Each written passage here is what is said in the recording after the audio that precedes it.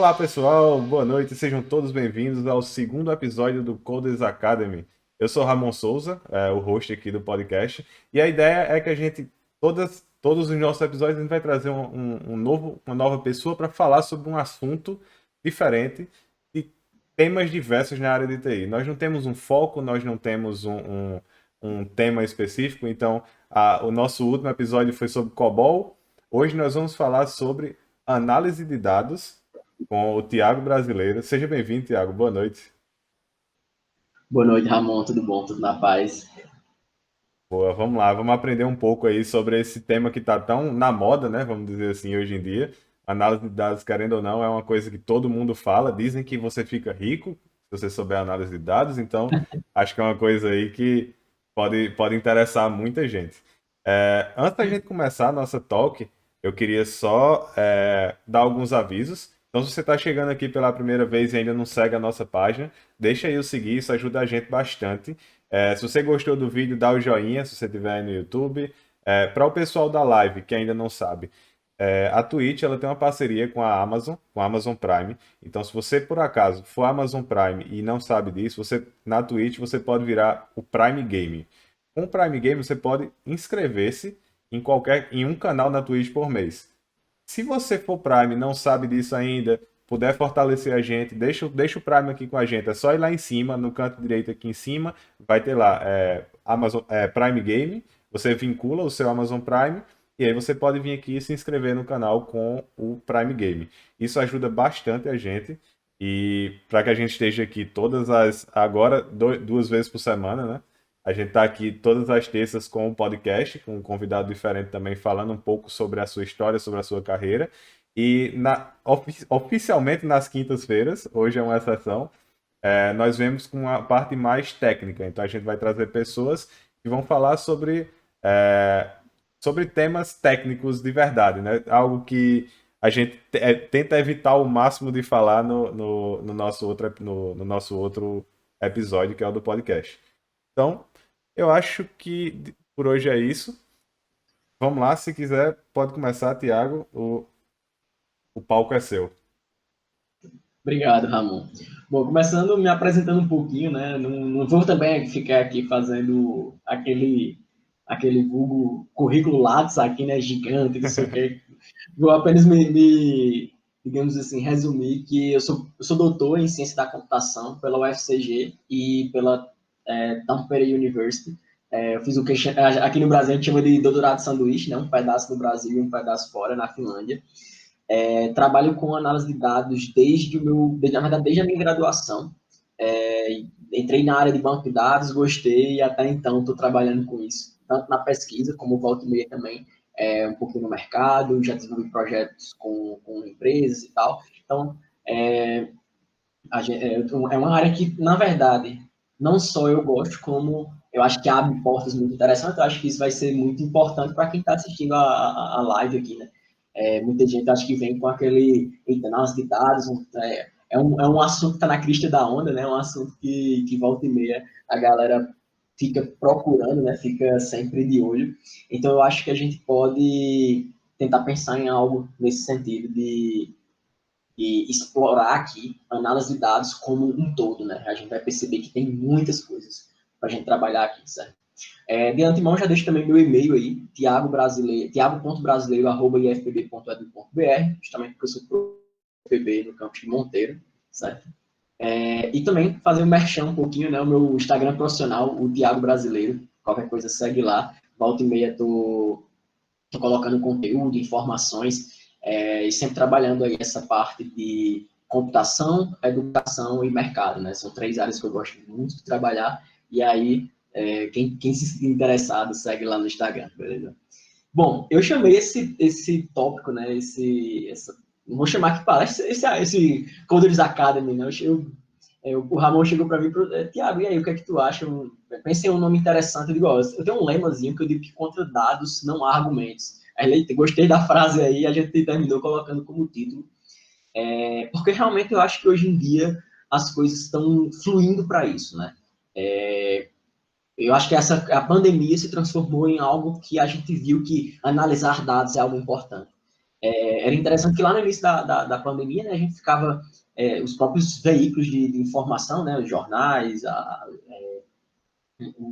ficavam sempre falando, tá subindo, tá descendo, e eles até de repente acharam aquela vulga média móvel, né, que agora tudo é a média móvel, justamente que é uma métrica que tenta ali mensurar, tenta achar um meio termo para não apenas analisar o dado puramente cru, né, não olhar apenas a quantidade por exemplo, a quantidade absoluta de casos que o país está tendo, mas dividir por milhões de habitantes, tentar analisar se está aumentando realmente ou se está diminuindo. Então, se criou-se essa média móvel. Então, a gente vai ver que é realmente isso o caminho da análise de dados, é realmente parar para pensar e começar a imaginar beleza, a gente tem uma massa de dados muito grande, como é que a gente vai manipular isso, certo?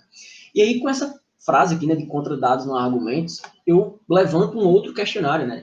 Será que realmente contra dados não há argumentos? E aí é uma coisa que eu sempre falo, a ressalva que eu falo para quando eu falo essa frase, é justamente que, calma, a gente tem que ter um pouco de cuidado, certo?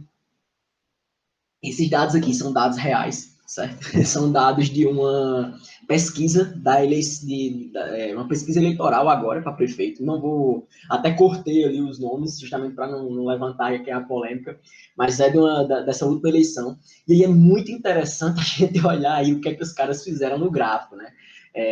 Perceba que o 22% ali está maior do que os 40% ali. Aqueles 40% eu acho que eram votos nulos, alguma coisa do tipo, e bem distante ali do 15%, né? A diferença, teoricamente, seria uns 7% ali, mas você olhando para o gráfico, eu diria que o candidato aí, pegando o velho bordão, né? O candidato disparou, né? Mas aí disparou de uma maneira fácil de ludibriar, né?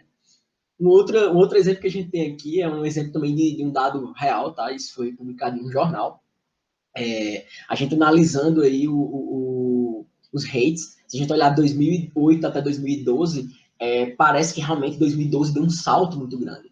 Mas o problema é justamente porque eles colocaram aqui uma faixa de número muito pequena, muito apertada, para tentar mostrar que teve um salto muito grande. Mas se a gente pegar esse mesmo gráfico e converter isso de uma maneira mais justa, né, mais digna, mais fidedigna, vai ficar assim o gráfico. Então a gente percebe que ele mudou muita coisa. E aí, um último exemplo aqui, né? Isso apareceu num jornal, certo? Um jornal daqui do Brasil e que muita gente assiste, por sinal. E aí você olha assim, você faz, meu Deus, né? O IPCA subiu. Mas se você parar para olhar, na verdade ele caiu. Eles inverteram ali, junho e julho está trocado. Então, ou seja, em junho era 0,26 e depois em julho, né? Um mês depois foi que caiu para 0,3. Então a gente tem que ter muito cuidado porque os dados eles podem ser manipulados também.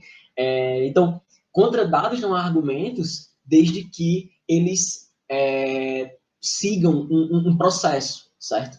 A gente tem que ter muito cuidado com isso, porque às vezes a galera simplesmente pega um dado puro, e aí durante essa pandemia eu vi muito isso, seja de desemprego, seja dos próprios dados da Covid, a galera pegava um dado absoluto e colocava e simplesmente criava-se uma notícia em cima de um dado que sozinho não fazia o mínimo sentido. Então, é interessante que siga-se um processo de análise desses dados, que a gente consiga pensar em algo que realmente reflita a realidade e não que sejam usados para ludibriar. E isso é bem perigoso porque é fácil ludibriar.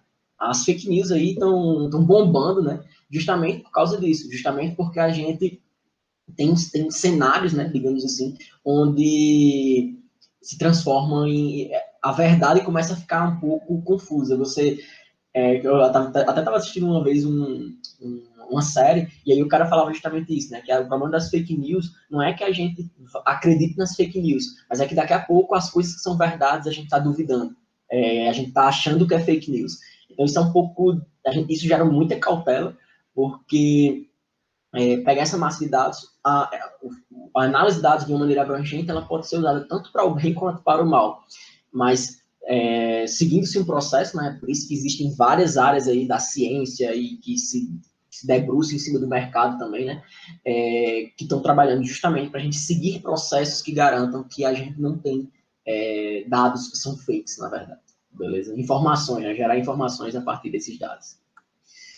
Então, eu até deixei um pouco cômico, né, na descrição, a gente tem um Megazord aqui, né, um Megazord que vem aqui para tentar salvar o mundo. Onde esse Megazord, na verdade, são, de fato, grandes áreas aqui que trabalham em cima da análise de dados. A gente fala assim de análise de dados de uma maneira geral, mas na verdade a gente pode comentar também em cima de machine learning, de business intelligence e data science.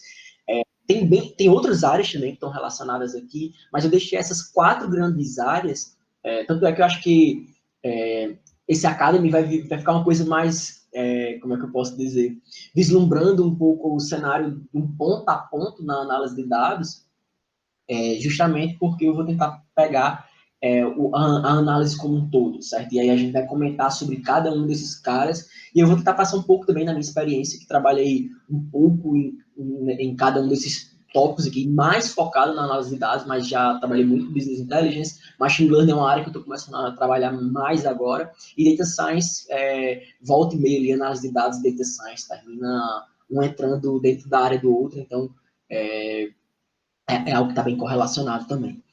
Então, assim, quando a gente pensa nesse Megazord, né, a gente faz, caramba, mas a gente está indo, está confluindo aí por esse mundo onde a gente tem uma massa de dados muito grande, são dados gerados aí quase que, uma massa quase que infinita a cada segundo. Basta lembrar aí daquele acelerador de partículas, né, que tem lá na Europa, esqueci até o nome do país, esse que está entre 2 países, acho que é Bélgica e Holanda, alguma coisa do tipo. E o acelerador de partículas por segundo, ele gera lá terabytes de informações, né? Então, é uma massa de dados muito grande. Se a gente para pensar nas redes sociais, aí realmente, né, a cabeça explode com a quantidade de informações, de dados gerados a partir dela. Então, quando a gente para pensar, beleza, mas o que é que motiva esse Megazord, né? Se tem tanta gente trabalhando em cima da integração dessas informações, de integração desses dados, a gente tem que parar para pensar, tá, o que é que vem, o que é que se espera, né? O que é que, por que está se investindo tanto nisso, né? E aí eu vou brincar aqui, né, e dizer, dinheiro, velho. Esse Megazord gera muito dinheiro, esse Megazord faz com que empresas saiam de beira da falência a bem-sucedidas, ou até, por exemplo, com essa pandemia, muita empresa quebrou simplesmente porque não conseguiu ali achar, se estabelecer ali dentro do nicho de mercado, ou não conseguiu prever perdas, ou não conseguiu recuperar os danos que a pandemia trouxe. Então, assim, esse Megazord, na verdade, ele está atendendo o mercado, ele está atendendo a um dinheiro que faz com que ele se retroalimente. Então, as universidades, as próprias empresas estão investindo muito nisso, porque elas sabem que elas vão ter um retorno muito grande também. Então, sim, é uma área que, se você está dentro do curso de computação, então está perto de terminar e tal, está pensando em qual área eu vou seguir, se você for para qualquer uma dessas 4 áreas, eu diria que você vai ter um emprego quase que certo, beleza? Assim, você vai conseguir ter um futuro muito bom aí dentro da computação. E aí, quando a gente para pensar ali nas redes sociais, né, que na verdade são, hoje em dia, uma das coisas que mais gera dinheiro, né? Basta ver aí na pandemia o quanto as empresas que, por exemplo, as grandes empresas que estão por trás ali do Instagram, Facebook, o próprio grupo Facebook, né? O quanto eles cresceram, se a gente parar para fazer uma análise um pouco mais crítica, a gente olha e vê que tipo, as redes sociais cresceram muito nessa pandemia. Cresceram muito porque a gente pode analisar o comportamento do consumidor, a gente pode analisar o comportamento das pessoas, a gente pode fazer o que a gente chama de profile, né? Tentar identificar ali perfis de usuários. Então, a gente pode fazer muita coisa com esses dados. A gente pode descobrir se as pessoas estão falando bem de um produto, se estão falando mal, quase que instantaneamente, né? E aí isso gera muito dinheiro. Então, eu acho que o boom dessa questão de análise de dados, geração de informações a partir desses dados, está muito, muito, muito motivado em cima das redes sociais, certo? Até porque as redes sociais hoje praticamente controlam a vida da gente. Né? A gente está muito tempo fornecendo informações lá, fornecendo dados para as redes sociais. Tanto é que as redes sociais, né, os aplicativos de redes sociais são de graça, não é por outra coisa, né? Porque, na verdade, a gente paga com os dados da gente. Então, nesse contexto bem genérico, né, essa parte mais, como é que eu posso dizer? mais filosófica da análise de dados, eu tenho duas dicas, certo? Duas séries da Netflix. Uma é chamada Connected, muito boa, por sinal, é até interessante, porque o cara, ele é cientista, o cara que apresenta, ele é cientista, então, assim, ele dá uma visão bem interessante, porque ele vai muito essa parte de ciência e mercado, eu achei muito bacana essa série, e também o Dilema das Redes, né, que virou meio que modinha também durante essa pandemia, falando sobre várias coisas, digamos assim, né, escrachando muitas coisas relacionadas às redes sociais. Na verdade, eu acho que para muita da gente não era surpresa, né? Mas eu diria que meio que escrachou isso aí para a galera, né? Então, eu aconselho aí que não assistiu ou um ou outro, assistam. Acho que vocês vão ter uma visão bem interessante com relação a isso.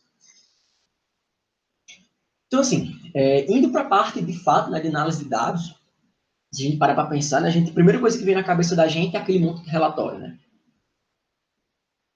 A gente para pensar assim, diz, eita, aquele monte de relatório parecendo um CEO, né, recebendo lá os gráficos, gráficos de barra, gráfico de pizza, não sei o quê, a gente já pensa logo assim, né, algo bem análise de dados relacionado ao ponto final.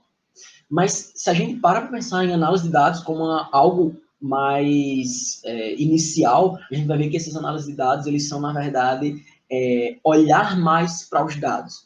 O que gera a partir desses dados é meio que consequência. E aí a gente vai ver que já entra em outras áreas, como, por exemplo, um pouco de data science e bem mais a parte de business intelligence, certo?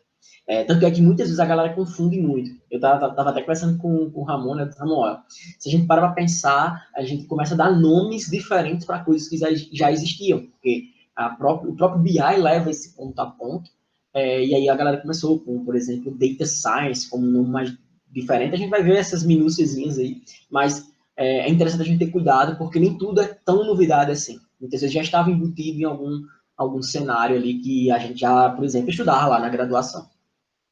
Então, quando a gente pensa para análise de dados, diria que é um vasto horizonte, certo?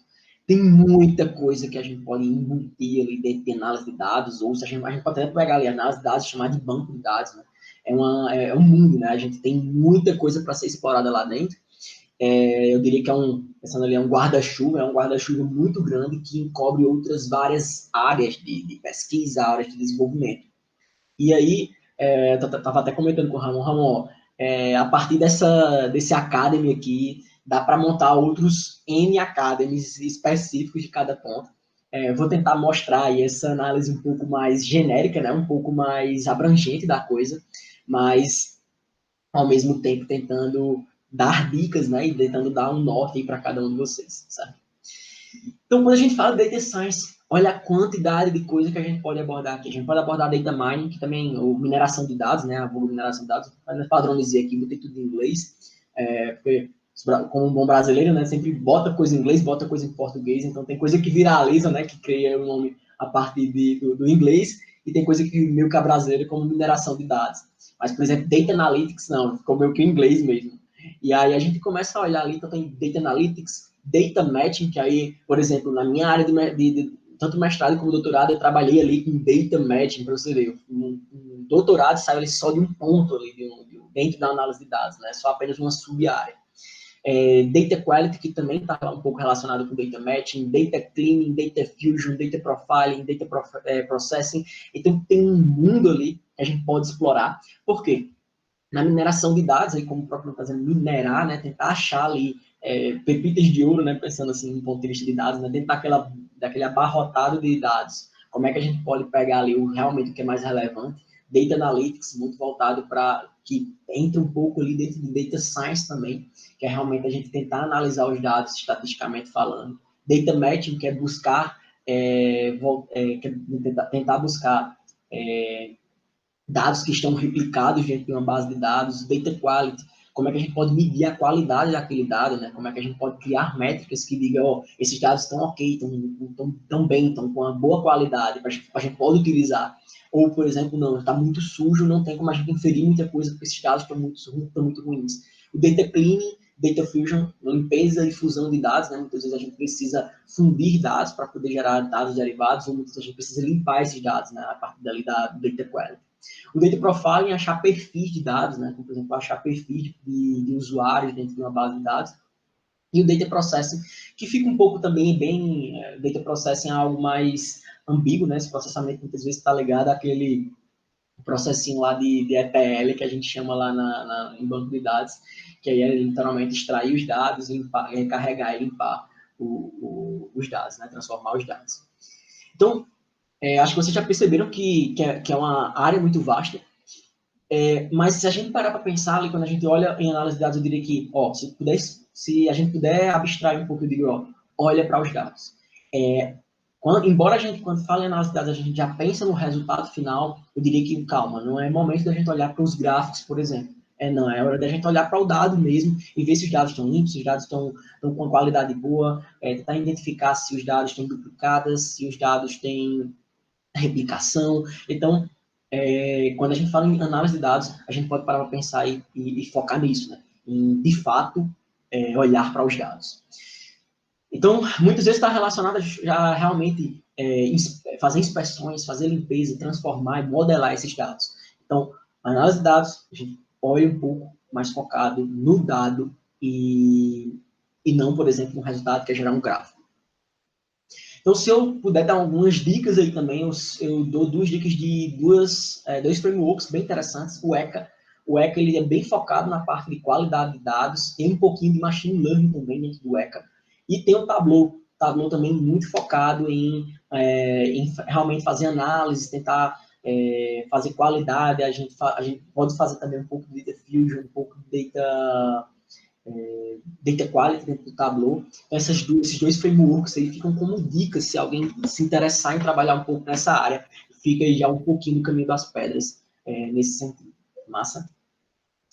Quando a gente fala com relação a Data Science, né, a gente pode parar para pensar aqui e lembra logo, meu Deus, Data Science, ciência de dados, né, fica um pouco confuso muitas vezes, porque é um termo tanto quanto genérico. Você fala, ciência de dados, se você chega para um leigo, provavelmente ele vai ficar bem sem entender o que moleste poderia ser ciência de dados. Né? E aí, quando a gente fala em ciência de dados, né, o impacto aqui, eu digo que é a fusão. É pegar um grupo de estatísticos, um grupo de matemáticos, um grupo de nerds de ciência da computação, bota todo mundo junto ali no liquidificador e bate, e vai sair ciência de dados. Por quê? Quando a gente fala aqui de ciência de dados da computação, envolvendo aqui estatística, matemática e computação, é porque a galera começou a perceber que, analisar estaticamente os dados, ou matematicamente os dados, é custoso, isso dá trabalho. Contudo, a computação aí, por exemplo, com sistemas distribuídos, clusters, GPUs, ela fez, então tem como a gente pegar aqueles modelos estatísticos, pegar aquela base de dados, joga com a computação para processar aquilo rapidamente, e a gente consegue inferir resultados, a gente consegue ter resultados que, por exemplo, um estatístico, um matemático na mão fazendo, poderia demorar meses ou anos para chegar àquela conclusão. Então, quando eles juntam isso aí, a gente chega a realmente a pensar, se a gente puder resumir aqui, é inferir estatisticamente a partir dos dados. Então, mas a gente tem vários dados, um detalhe importante, né? A gente está garantindo que os dados já passaram ali pela análise, né? Então, os dados estão ok, massa, os dados estão com uma qualidade boa, passa por vários processos ali, a gente está garantindo que os dados realmente não têm problemas. Porque, óbvio, a gente sabe que em banco de dados a gente pode ter N problemas com os dados. A gente pode, como está falando, inserir dados duplicados, corromper dados, dados com valores nulos. Então, tudo aquilo já foi resolvido por aquelas áreas ali da análise de dados. E aí chega o Data Science e começa a pensar ali, estatisticamente falando. Joga modelos matemáticos e a gente pode prever, achar correlações, como, por exemplo, né, tem até um caso lá, acho que foi da Walmart, que a partir da análise lá de Data Science, os caras descobriram que existia uma correlação entre comprar fraldas e comprar cerveja. Embora para a gente não faça muito sentido isso, mas na verdade eles acharam um padrão que era o seguinte, muitas vezes os pais iam comprar fraldas para os filhos, e aí eles aproveitavam e compravam cerveja, por exemplo, de noite, ia ter jogo, alguma coisa do tipo, comprava fralda, comprava cerveja para assistir um jogo, ou para dar uma relaxada. Então, eles passaram a botar, por exemplo, a prateleira de fraldas próximo da prateleira de cerveja, justamente para estimular esse tipo de consumo. Se a gente para pensar, não faz muito sentido, lógico, mas estatisticamente falando, eles conseguiram achar correlações. Então, utilizar a estatística, utilizar a matemática em cima dos dados faz total sentido. E aí, por exemplo, aqui tem algumas notícias, né, notícias bem novas, por sinal, que aí falam justamente disso, de empresas que estão investindo em data science para garantir o diferencial competitivo. Data science está muito relacionado com a Covid-19, porque o Covid-19 gerou uma era de incerteza para todo mundo, e aí utilizar data science pode, por exemplo, achar esse tipo de correlação e fazer com que tua empresa ganhe dinheiro. E por exemplo, muito relacionado também a marketing, né? Achar padrões de consumo, achar correlações de consumo. Perceba que a gente vai estar sempre pensando ali em alguma coisa relacionada ao mercado, né? Então, se a gente pode inferir estatisticamente informações, um outro detalhe que é muito interessante é porque você confia. Você confia porque, se a gente está falando aqui estatisticamente falando, tem toda uma matemática que faz com que te dê uma certeza, né? Não vou dizer certeza, mas que te dá confiança a acreditar naqueles dados. E aí, dentro da área de Data Science, se eu puder dar algumas dicas, né? Tem dois, na verdade, o R é uma linguagem de programação, certo? Totalmente focada para isso. Tem um colega meu que trabalha com Data Analytics, e aí eu sempre está lá trabalhando com R. Volta e meia, quando eu tenho que... Estou fazendo um detalhe, um adendo aí, né? Às vezes eu estou lá fazendo a análise estatística dos meus dados de pesquisa, alguma coisa desse tipo, para algum artigo, alguma publicação, alguma coisa desse tipo. E aí eu sempre peço ajuda a ele, porque ele manja muito de R, ele trabalha com R, fazendo toda a análise estatística dos dados de empresas e de estudos, justamente para poder fazer essa relação estatística, matemática e computação. Então, o R é uma linguagem criada justamente para isso. E também tem o MATLAB, que na verdade, é um framework, ele é um pouco mais, ele tem uma linguagem específica, mas ele também é um framework, ele mostra visualmente, não que o R não mostre visualmente, mas os dois ali estão competindo ali na parte de Data Science. De repente, são dois frameworks que valem a pena apostar e, de repente, até dar uma olhada, ver o que é que dá para fazer. Então, fica aí essa dica para vocês. E agora a gente entra na parte de Machine Learning, certo? Dentro dessa parte de Machine Learning, eu diria que a gente tem que fazer, se a gente puder resumir, né, pudesse resumir, eu diria que é fazer com que o computador ele pense como uma pessoa para executar tarefas. Então, para quem não está muito familiarizado com o termo ainda de Machine Learning, embora seja uma coisa que, eu digo que, ó, o futuro está batendo na porta ali do Machine Learning, embora seja um pouco mais da área de análise de dados, mas eu já estou botando o pé ali dentro do Machine Learning, porque eu sei que o futuro está em Machine Learning. Então, a gente precisa criar algoritmos, né, que usem um pouquinho da inteligência artificial para poder fazer com que as máquinas aprendam a executar algumas tarefas que muitas vezes são executadas por seres humanos. Só que aí, para poder a gente usar Machine Learning, muitas vezes a gente precisa de muitos dados. E aí vem, por exemplo, o conceito de Big Data, né? Também está muito voltado ali lá para análise de dados, data science.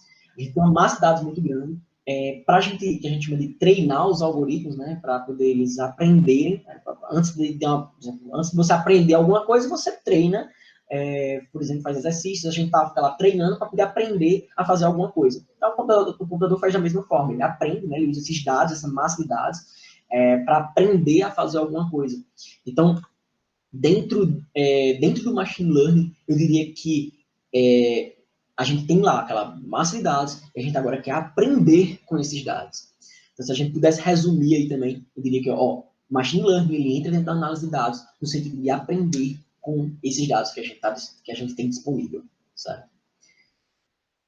Óbvio, Machine Learning traz alguns problemas, será? Ou será que realmente ele é a bala de prata, né? Que tem muito pano para manga aí. Eu diria que não é bem por aí. A gente tem vários problemas. Como, por exemplo, aqui, né, tem 4 problemas aqui. Um deles é o do lado esquerdo aqui foi um caso de um algoritmo de detecção de risco, né? Se o cara era um possível terrorista ou um possível criminoso e tal. E o problema é porque ele gerou um pouco de um viés aí muito grande, que foi um viés, por exemplo, de que pessoas negras sempre entendiam a ter um risco maior, mesmo que elas não tivessem nunca cometido nenhum crime. O mesmo problema, por exemplo, de reconhecimento facial. Os algoritmos, vários algoritmos de reconhecimento facial têm grandes problemas para reconhecer pessoas negras. Infelizmente, é algo que como é que eu posso dizer, que denota um pouco do racismo, né, dos dados, porque se a gente produz os dados e se as pessoas têm um pouco de racismo e tem um viés racista, provavelmente os dados vão estar enviesados da mesma forma. Então, é justamente por isso que a gente tem problemas relacionados a isso. Então, a gente está fazendo porque, muitas vezes, o algoritmo de aprendizagem de máquina denote, digamos assim, nossas fragilidades quanto seres humanos.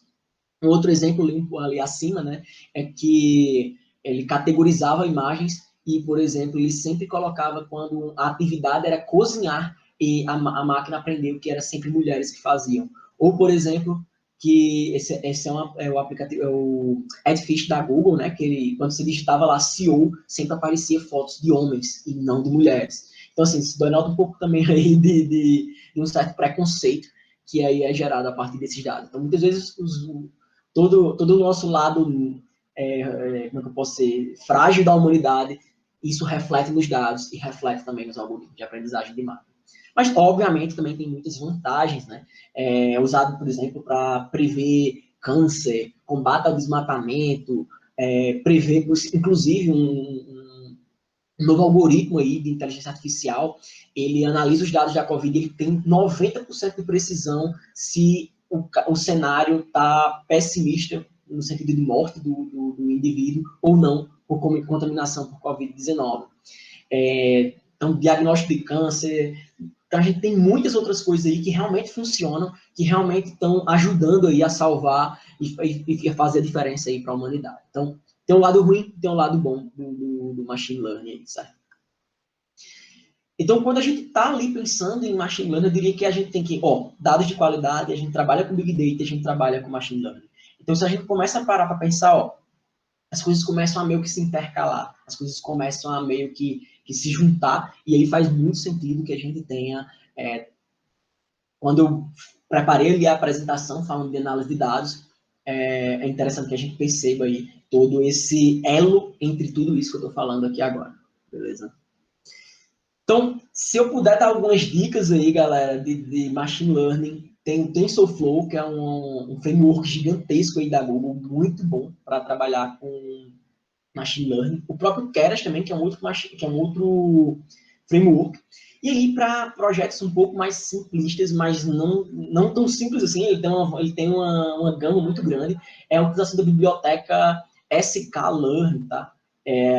A sklearn, ela é uma biblioteca nativa do Python que tem muitos algoritmos prontos de machine learning. E geralmente a galera já começa a aprender por ela porque ela tem uma gama muito grande e ao mesmo tempo ela é simples de trabalhar, certo? Então fica aí essas dicas aí para vocês trabalharem.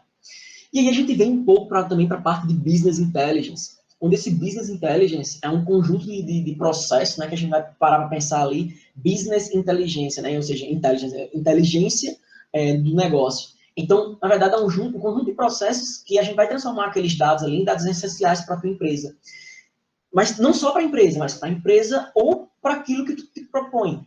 Pode ser para uma universidade, pode ser para uma pesquisa, pode ser, enfim, é realmente pegar aqueles dados e transformar para algo útil. Então, se a gente para pensar, transformar algo para útil, para transformar aquilo para dado útil, envolve data science, envolve data análise de dados, e muitas vezes envolve machine learning. Então, eu diria que, embora a gente está criando muitos nomes aí para coisas que já existiam, porque o BI ele já se preocupava com isso. Óbvio, não estou dizendo que, por exemplo, o BI é a mesma coisa de machine learning, que o BI é a mesma coisa de data science, mas eu diria que essas coisas vão realmente compondo como um megazord, como a gente tinha lá no nosso exemplo. Então, o foco do BI é realmente a tomada de decisão. E aí sim vem a ideiazinha lá de gráficos, de mostrar para o teu CEO, né, digamos assim, se a empresa está indo bem ou não. Porque o foco dela é pegar aqueles dados e converter em algo que ajude a tomar decisões. Então, eu diria que o processo de BI é mostrar ou tornar, né, eu diria que ele tem esses dois lados, tanto de tornar como mostrar os dados úteis para alguém, úteis para alguma empresa, úteis para o teu interesse. Beleza? Então, tem aqui outros exemplos, né, outras reportagens, como, por exemplo, o Ministério Público lançou uma ferramenta de gastos eleitorais, que aí tem toda essa parte de BI entrelaçado. o BI voltado para o setor gastronômico, o BI com o auxiliar de hotéis. Os hotéis, nesse período de Covid, perderam um pouco o rumo das coisas, e o BI ele chega para ajudar, para mostrar como salvar os hotéis nesse período de Covid, ou pelo menos minimizar os impactos. E se eu puder dar dicas aí, eu diria que a gente tem o Data Studio da Google, é uma ferramenta nova que a Google lançou, muito massa, e tem o Power BI também, que é da Microsoft, que provê tanto carregamento de dados, como a gente pode fazer alguns tipos de transformações desses dados e, obviamente, mostrar esses dados. E aí, tudo isso, né, quando a gente fala da análise de dados, eu diria que a gente entra no conceito de hibridismo, certo? Hibridismo que é justamente o conceito de cyber com hibridismo, ou seja, hoje em dia a gente produz dados o tempo inteiro, seja no nosso celular, seja utilizando o smartwatch, seja utilizando, por exemplo, o seu computador, ou empresas que... É a mistura, né? A gente não tem mais um mundo offline e online, a gente tem um mundo que junta essas duas coisas, que junta o mundo online com o mundo offline. Por exemplo, hoje, para receber um produto, você acompanha quase que em tempo real onde é que está,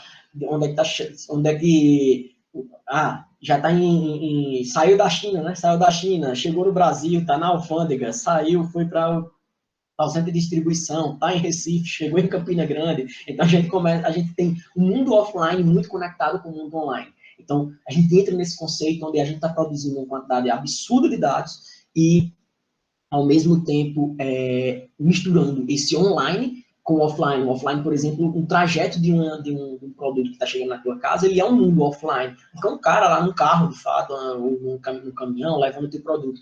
Mas ele está, ao mesmo tempo, ele está bem conectado com o online, porque ele está te dando muitas informações de onde é que está o paradeiro do teu produto.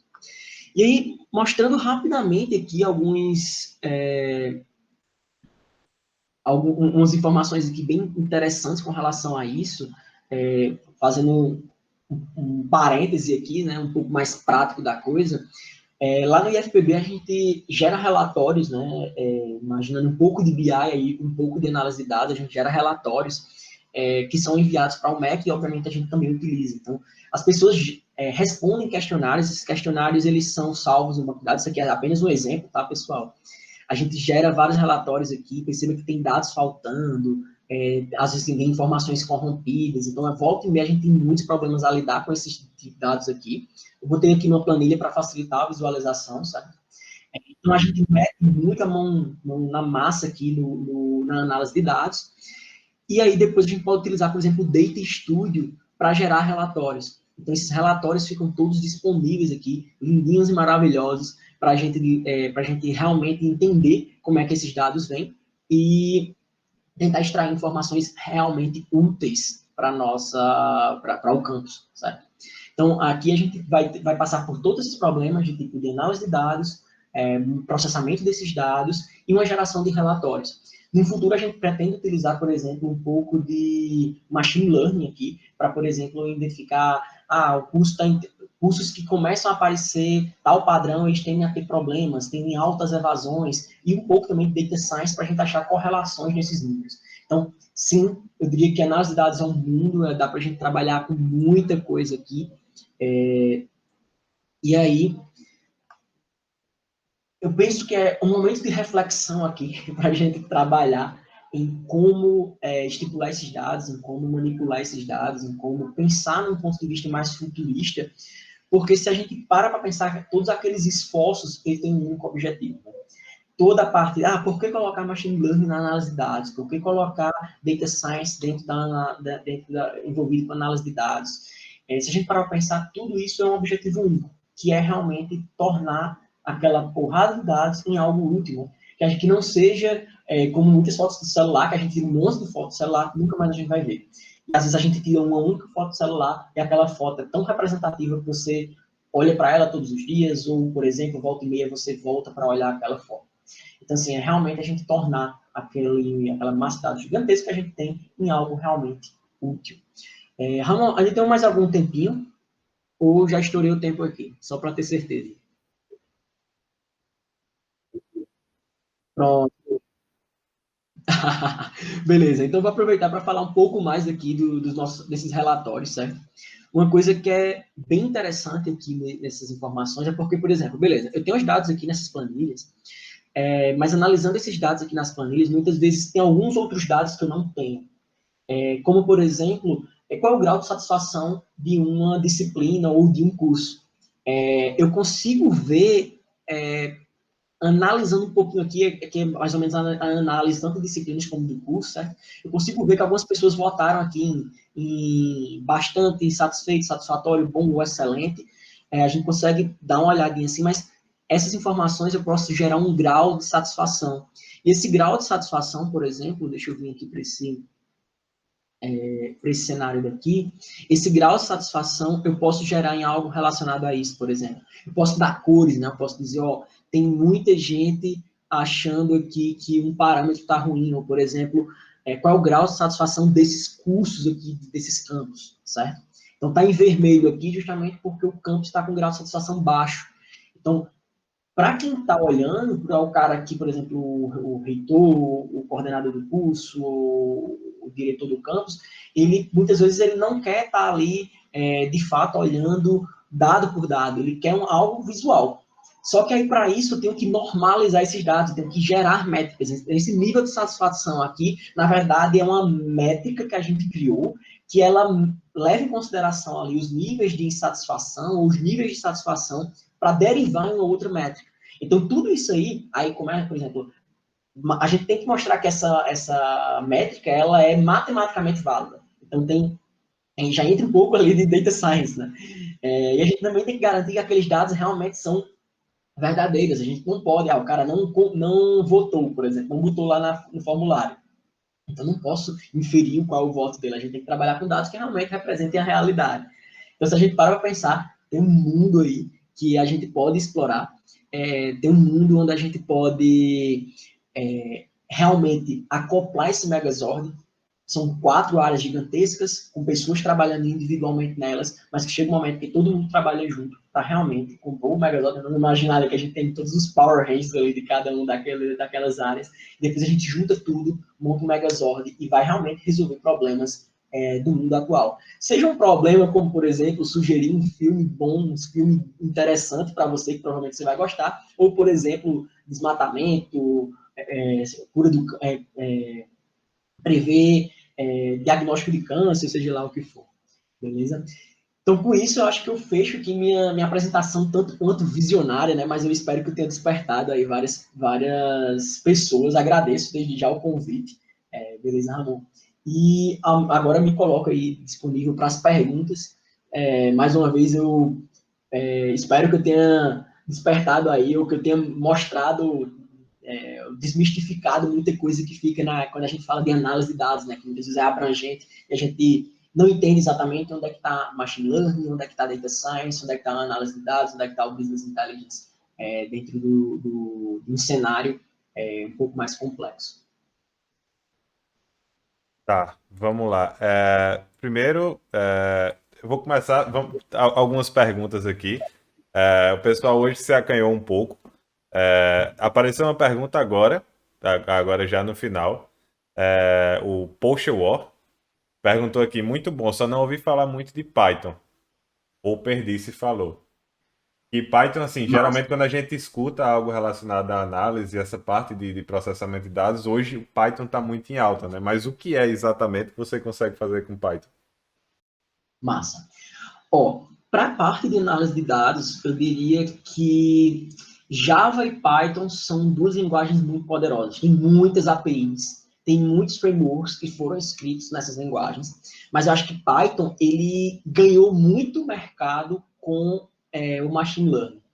Mercado que eu digo no sentido de onde é que o Python está entrando ali? Muitas vezes ele entra por causa do machine learning. Machine learning tem muitas APIs já prontas, como por exemplo, o próprio aquele que eu falei, né, o sklearn, ele é uma biblioteca nativa do Python, que já vem com um monte de algoritmos já implementados, né, de algoritmos de aprendizagem de máquina já implementados, literalmente consome os dados, coloca lá e vou dizer assim, um plug and play, embora você tenha que configurar lá os parâmetros e tal, mas é algo bem mais intuitivo.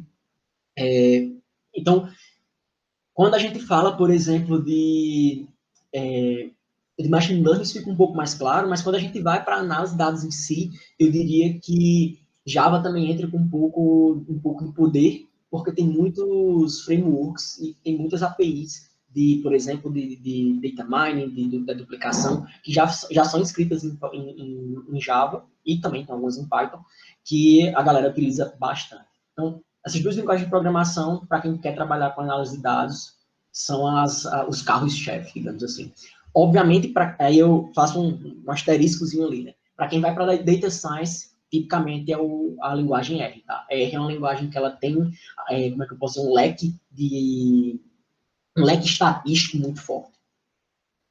O R ele também pode ser usado para machine learning, né?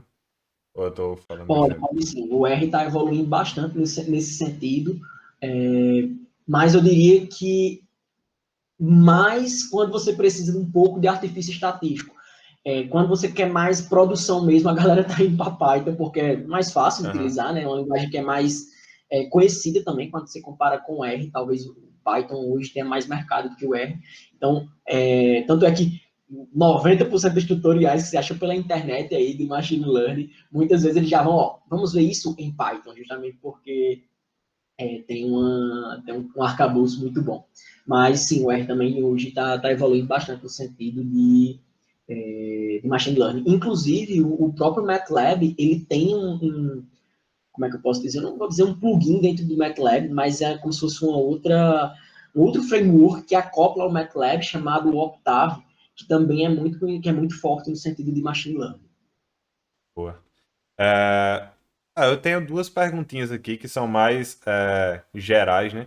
Você falou vamos dizer assim, muitas áreas diferentes, mas a termos práticos, imagine isso dentro de uma empresa. Se uma empresa decide começar a trabalhar com análise de dados, com todo esse megazord aí que você falou, é, os profissionais, eles são especializados em cada uma dessas áreas, ou seja, eu vou ter que contratar uma pessoa específica de análise, uma pessoa específica de data science, outra de machine learning, outra de BI, ou você vê isso hoje em dia como sendo algo assim, todo mundo que for trabalhar nessa área precisa pelo menos saber um pedaço desse Megazord. Ramon, eu diria que é interessante que você entenda um pouco desse Megazord, tá? Principalmente a parte de machine learning, porque muitas vezes machine learning está entrando em todas elas, né? Até quando você está, por exemplo, trabalhando só com análise de dados puramente falando, hoje em dia já tem muita coisa de machine learning dentro da própria área, sabe? Para executar as próprias tarefas da área. Mas assim, se a empresa tiver dinheiro, o ideal é que realmente contratasse um indivíduo de cada área, certo? Porque, assim, são áreas que tipicamente são muito, muito abrangentes, certo? São áreas que são muito complexas por si só. Então, por exemplo, o cara saber por exemplo, data science, saber de análise de dados, saber de machine learning, é, é um cara que eu diria que é o sonho de consumo, acho, de qualquer empresa. É um Megazord, né? É o cara que É chega um para resolver Megazord, todos os é um problemas. Megazord bem grande quando você pega essas quatro áreas. E aí você realmente entender as quatro áreas ao mesmo tempo, o cara é um Megazord, porque não é tão. São áreas complexas por si só. Cada uma delas já tem sua alta taxa de complexidade. Tanto é que, por exemplo, acontece muito lá por exemplo, eu sou cria da UFCG, né, digamos assim. Lá na FCG é muito comum que, por exemplo, eu trabalhava no laboratório de qualidade de dados, e aí muitas vezes eu tinha projetos em conjunto com o Data Analytics, que é um outro laboratório, que era justamente porque eles precisavam de dados limpos para poder fazer, por exemplo, predição de resultado, predição de acontecimentos, alguma coisa desse tipo, mas eles precisavam de fazer toda aquela parte de análise de dados que, por si só, fugia um pouco do escopo deles.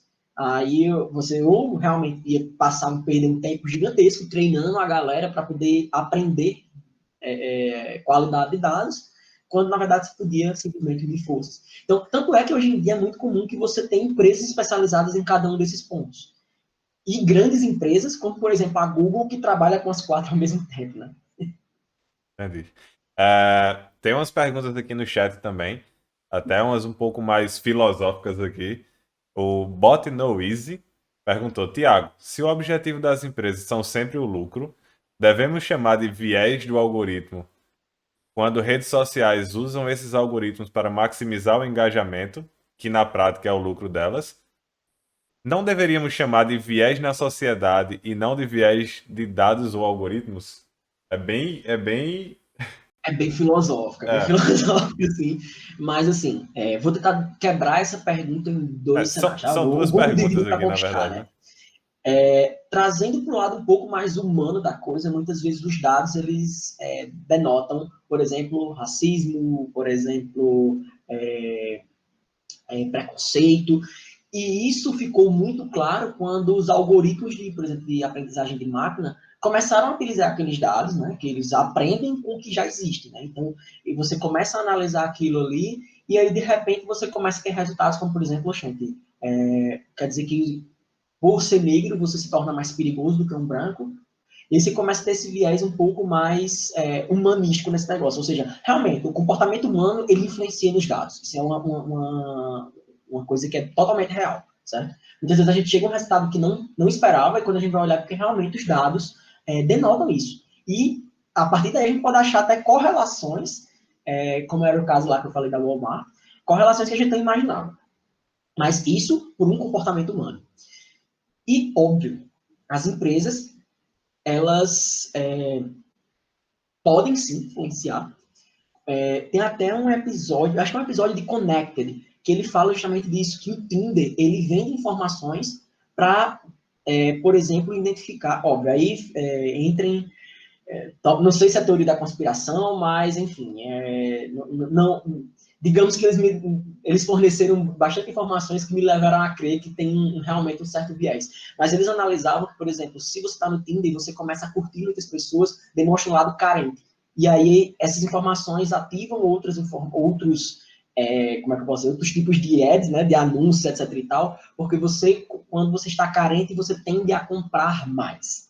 Então, por exemplo, você curtiu muitas pessoas no Tinder, quando você entra no seu Facebook ou no Instagram, de repente começa a aparecer anúncios que te levam a comprar coisas quando você está carente. Então, assim, eu diria que sim, as redes sociais estão nos olhando, estão achando padrões, estão identificando esses padrões e sim, estamos sendo, os nossos dados são vendidos e, óbvio, eles podem sim influenciar no sentido de tentar achar engajamento, de aumentar vendas ou aumentar o portfólio deles.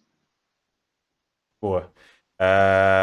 Próxima pergunta. O Joel Henrique 24 aqui. Ele perguntou: alguma referência bibliográfica sobre Business Intelligence mais focada na parte prática? E aí ele emendou em uma segunda pergunta, que é se faz sentido Certo. utilizar BI/Data Science diretamente com Node.js em vez de Python. Certo, no Node.js. Vamos lá, a primeira pergunta é se existem referências bibliográficas para BI. Ó, eu começaria. Ó, existem várias referências bibliográficas, tem muitos livros de BI. Muito embora eu prefiro, tanto é que quando eu sou professor de BD2, geralmente eu prefiro mostrar a parte de frameworks.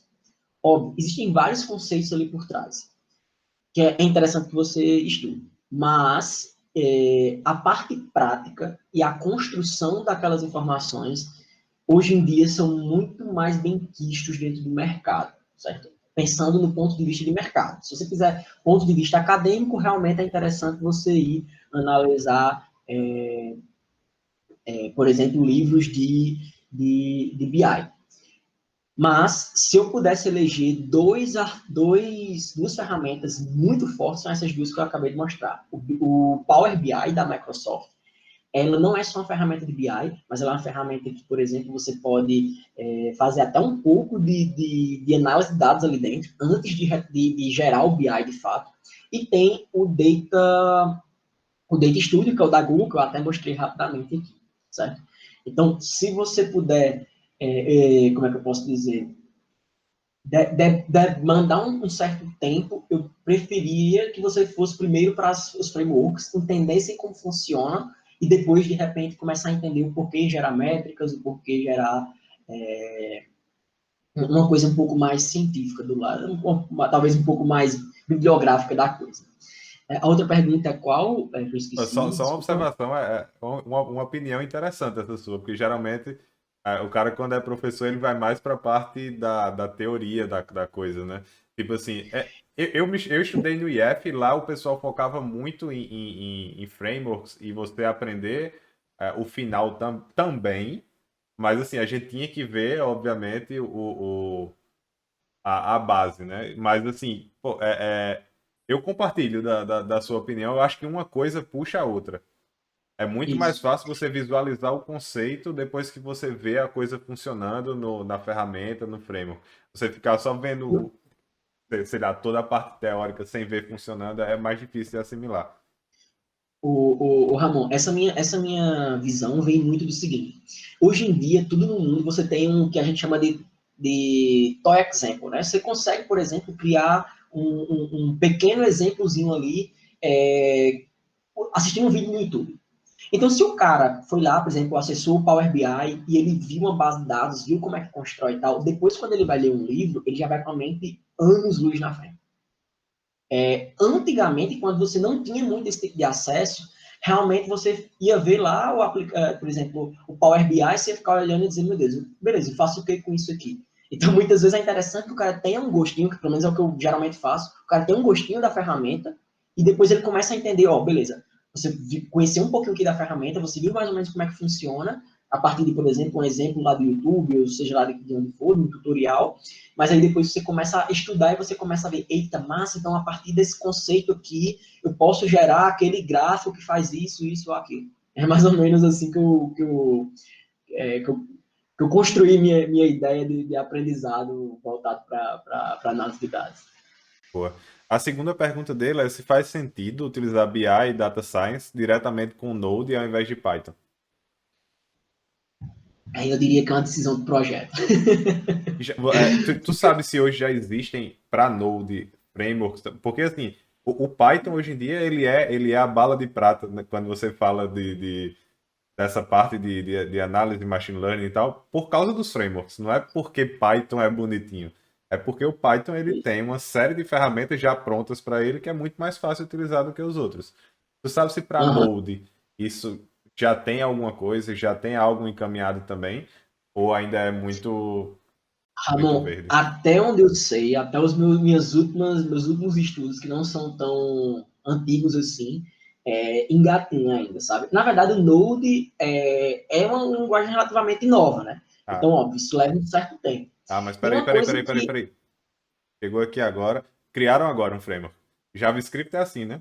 A gente tá aqui conversando, Sim, enquanto sim, a gente tá sim, aqui sim, sim. conversando, surgiram 10 frameworks Sim, agora, durante essa live surgiram 10 frameworks. Vai lá no GitHub que vai ter 10 frameworks. É até engraçado, é piada isso hoje em dia, né? Enquanto a pessoa fala uma exatamente, frase, surgiu um exatamente. framework de JavaScript no GitHub. JavaScript tem milênios já aí, né? É, De JavaScript. Mas esses frameworks estão sempre mudando. Uma coisa que é interessante, Ramon, que eu acho que é o caminho para o futuro, é que cada um contribui com sua parte. O que é que eu quero dizer com contribui com sua parte? Se eu tenho um monte de API lá em Python, por exemplo, cara, por que não construir uma carcaça ali em Python que usa toda aquela API de machine learning, de análise de dados, seja lá do que for, ela processa tudo aquilo ali e joga para o Node os dados já limpos, os dados lá já ok, tudo bonitinho, e você processa tudo de novo. Tá entendendo? Assim, tipo, eu acho que dá para dividir essas coisas, eu acho que dá para ter sim, vamos imaginar ali, eu posso ter mini projetos ali dentro, mesmo que seja em linguagem diferente. Até porque, como a gente estava acabando de falar, né? Esses frameworks mudam muito. Então, hoje é Node, amanhã já é outra coisa. Por exemplo, pode ser o Angular, ou... eu me lembro quando estava Ruby Rails, né? Todo mundo só queria usar Ruby Rails e tal, e hoje já diminuiu um pouco, né? Óbvio, tem seu mercado ainda, mas diminuiu um pouco. Então, assim, eu acho que a gente ficar nessa de, o que é que a gente vai usar, eu diria que cara, decisão do projeto. Vamos pensar aqui no que é que dá pra gente fazer. Vai depender muito do que tu quer fazer com data science. E com machine learning, e análise de dados. É alguma coisa muito complexa, é uma coisa mais simples, de repente dá para a gente ali improvisar no próprio Node, ou não, é uma coisa muito complexa, vai utilizar uma grande quantidade, por exemplo, de algoritmos de aprendizagem, então faz aquilo ali em Python, divide, coloca uma carcaça ali, que vira uma caixa preta ali, onde, por exemplo, o Node só consome. É. Complementando assim um pouco, eu acho que também vai muito do know-how da equipe que vai fazer isso, né? Às vezes cai, por exemplo, sei lá, você tem uma equipe de dev Node e cai nos peitos deles lá, ó, vocês precisam fazer isso e o cara tem que dar um jeito, o que ele tem mais conhecimento e mais familiaridade é o Node, ele vai tentar fazer o máximo com aquela ferramenta. Mas assim, ó, Exatamente. eu acho que é unânime dizer que hoje o Python é a linguagem que tem mais frameworks para trabalhar com machine learning e alguma dessas pontas, né? Olha, Sim, eu sim. acho que a gente chegou aqui já no nosso time das perguntas. Só completando aqui, o Joel Henrique, ele pediu para você mandar um abraço para o IFB de Garanhuns. Eu acho que Eita, é massa muito... demais, aí, Joel. Um abraço ao pessoal do. Eu fui professor lá no IFPE, lá no campus de Garanhuns. Um abraço aí pro pessoal do Garanhuns, morrendo de saudade de vocês. Espero que assim que acabar aí essa Covid, eu volto aí para dar um abraço em vocês. Boa, boa. Tem até mais perguntas aqui, mas a gente chegou no nosso time aqui. Bom, eu queria agradecer muito, Iago. Muito obrigado pela sua participação. Muito obrigado a todo mundo que está aqui no chat também, que parou aqui para assistir, que tirou suas dúvidas. Então, brigadão, cara. Eu que agradeço aí o convite.